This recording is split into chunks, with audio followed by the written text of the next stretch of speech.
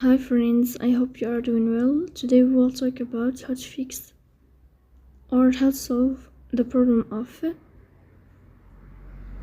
jump button on Pixiv. You will click on settings, you will click on apps, default apps, app settings. You will search for Pixiv and you will click here.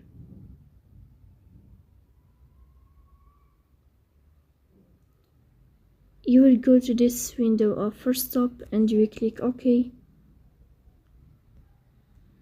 You will enter to storage. You will click on clear cache. In the end, you will turn off your phone and you will start your phone again to fix that problem. So please don't forget to support us by like and subscribe. See you next time.